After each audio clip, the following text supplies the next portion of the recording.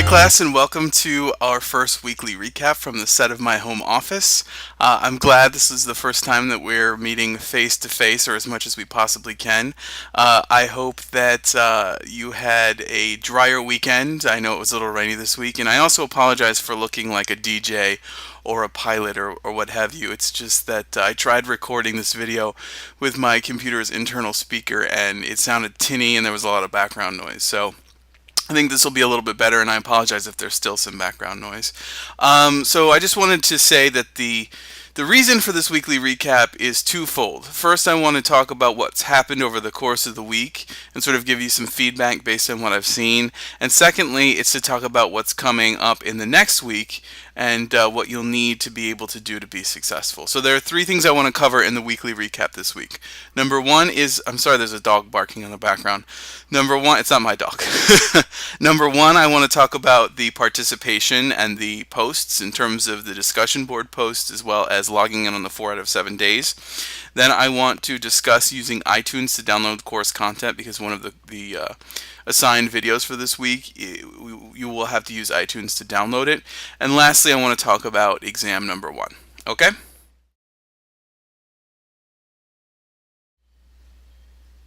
Okay, first, the weekly posts. I think some of you have done a really great job in taking initiative. In fact, most of you have. I saw in the first couple days of the course, there were a couple of questions, but many of you jumped right in, started responding to the discussion board posts.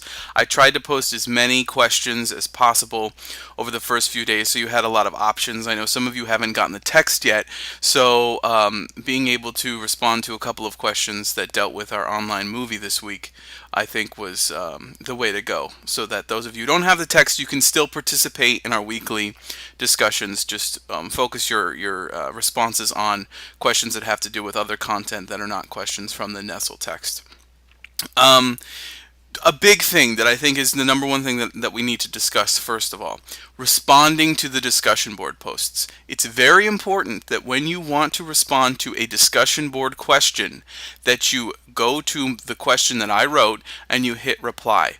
Please do not go to a classmate's post and hit reply if you want to respond to the discussion board post. You only hit reply when you want to respond to a classmate's post. Okay, so if you want to respond to the DQ post and you want that to count as a DQ response, you must click reply when it is on my original question. Okay, do not click reply on a classmate's post, because then I will only count that as a post but not a discussion board reply. Okay, and just for the record, just to remind you, you must respond to a minimum of 3 DQ posts every week by clicking on reply to my original post, as well as posting twice on 4 out of 7 days. And those 2 posts on those 4 out of 7 days can include discussion question responses. So they sort of, you can double dip in that regard. Now let me talk briefly about the content. Some of you are doing an amazing job, especially when the questions are coming from Nestle. You're doing a great job in bringing in the content from the text, as well as applying your own real-world knowledge and experience to it. I think that's great. That's exactly what you want to do. Say a little bit of about what Nestle said about the topic or the question that's being asked, and then bring out or bring to the table or to the post what you've experienced. All right, I think that's the best thing you could possibly do. That really counts as a substantive post. All right, what you don't want to do is be very general. Write a couple of words. I've seen a couple of posts that have simply said "I agree" and then a short sentence afterwards. That really doesn't show developed thought, or that you're really taking in the course content and thinking about it and applying it to your own life. I think that's the number one piece that I think, or that should be there when responding to a classmate's post. Yes, you can say "I agree," but then you really need to show how you agree and how it applies to your experiences. So those are the 2 main things I have to say about participation this week. Keep it up. Keep posting early. Keep posting often. Some of you have met the 4 days. Some of you are a little short shy of the 4 days this week. Make sure, do it as soon as possible so you're not scrambling on Sunday night to get those posts in, okay? One more thing I want to mention is that all discussion boards will be open throughout the entire 4 weeks of the course. So although we're moving into week 2, discussion board 1 everything that's been posted in terms of questions and responses for week 1 will be open, but any posts made in that form will not count. Okay, you have to keep current with your posts. So although week 1 will be open and you can still go in there and have conversations, make posts, and read, any posts that are made in the week 1 form will not count towards week 2 participation credit.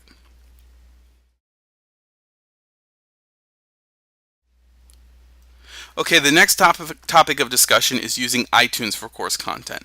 Now, the movie for this week, Food Inc., which is about an hour and 32 or 33 minutes long, it's a downloadable file that's only available through iTunes. So what you're going to have to do is in our Week 2 Weekly Planner folder, you'll see a link to the movie. When you click on that, if you have iTunes installed, it will open up and it will begin downloading the file. And then once it's done downloading, you can double click on it right in iTunes and the file will open up as a QuickTime movie or actually directly in iTunes and you can watch the movie. I would make sure first that you have iTunes downloaded before you attempt this, and secondly, make sure you have about 1 gigabyte of free space on your computer. That's how big the file is, the iTunes file.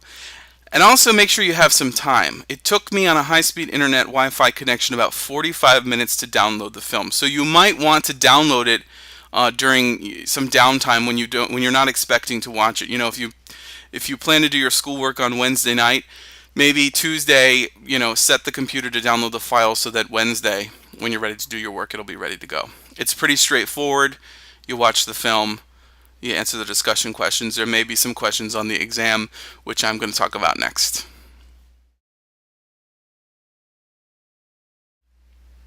Okay, and last but not least is our exam number 1.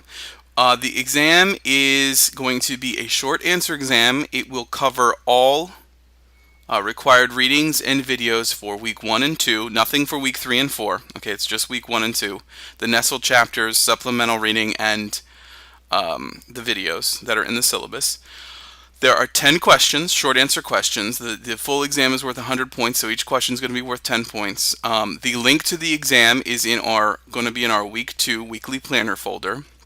When you click on that link, it will open up the exam and ask you if you're sure you want to take it. You can click OK. When you're in the exam, you'll see the 10 questions.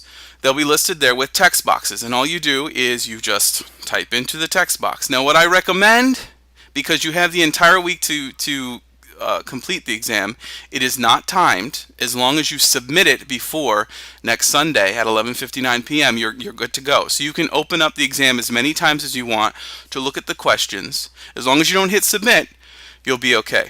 So what I would recommend is go open the exam earlier in the week, copy the questions, and then offline, when you have time, use the text, use the videos to answer the questions. Type them up into a Word document. This serves 2 purposes. Number 1, you have the copy of your answers saved if anything happens. You don't want to be going into Blackboard typing your answers and all of a sudden, there's a power outage or your internet goes down. Your answers are gone, right? If you type them all up in Word first, you have a Word document that you've saved them, and you can access that at any time. Number 2, when it's time to submit the exam, you can log into Blackboard and just cut and paste your answers from Word into the text boxes in Blackboard, and then hit that submit button. I believe there's also a save button that you can use in Blackboard, so you can type in some of your answers, click save, leave Blackboard, and then go back in, and when you're done, hit submit. But you don't have to worry about it. It's not a timed exam. It's basically a take-home, if you will. As long as you hit that submit button with your answers that are in the text boxes by 11:59 next Sunday evening, you should be good to go. Another word to the wise is that if you're really confused and you don't know how to use it, on our course menu, there is a Blackboard Help menu option. If you click on that, I believe there's a tutorial in there on how to use Blackboard with regard to assessments and exams. It's really simple, okay? Short answers, 10 questions on all the required readings and videos. You have an entire week to complete it. As always, if you have any questions, comments, concerns, queries, if you just want to cry, feel free to email me and we can chat. Thank you for tuning in to this first weekly recap, and I look forward to the next 3 weeks. All right. Take care.